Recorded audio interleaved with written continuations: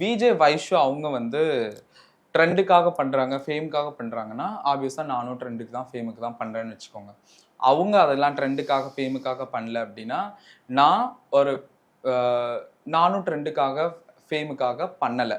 Plus ஒரு அப்பாவி குடும்பத்தை உங்களோட சுயலாபத்துக்காக அவங்களுடைய மான மரியாதை வந்து நீங்க அடகு வைக்கிறது தப்புன்றதுக்காக மட்டும்தான் நான் இந்த இடத்துல நிக்கிறேன். அவங்க இன்னொரு விஷயம் சொல்லியிருந்தாங்க, திருநங்கைகள் என்னது இந்த மாதிரி விஷயங்கள்ல வந்து திருநங்கைகளுக்கு உண்டான உணர்வுகளை பத்தி ஜாஸ்மின் ஏன் பேசும். என் ப்ரொஃபைல் நீங்க பாத்தீங்களான்றது எனக்கு தெரியல.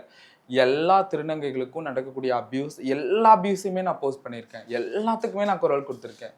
அப்படி இருக்கும்போது நான் ஏன் இதுக்கு அகென்ஸ்டா மாறுறேன் அப்படின்னா அவங்க உண்மையா இல்லை. நான் இப்போ முன்னாடி சொன்ன மாதிரி தான், உன்னை லவ் பண்ணி ஒருத்தர் ஏமாந்துருக்கான் அப்படின்னா உன் குரல்ல ஒரு கம்பீரம் இருக்க வேணாம், உன் அழுகையில ஒரு தீவிரம் இருக்க வேணாம், உன் காதல்ல ஒரு ஒரு ஒரு கர்வம் இருக்க வேணாம், எதுவுமே இல்லாம உட்காந்து நல்லா மேபி உங்களோட அந்த நான் சாரி அது சொல்லக்கூடாது, அது அவங்களோட ப்ரொஃபஷனல் மாடலாக வந்து உட்காடுறது, அது அவங்களோட ப்ரொஃபஷன்.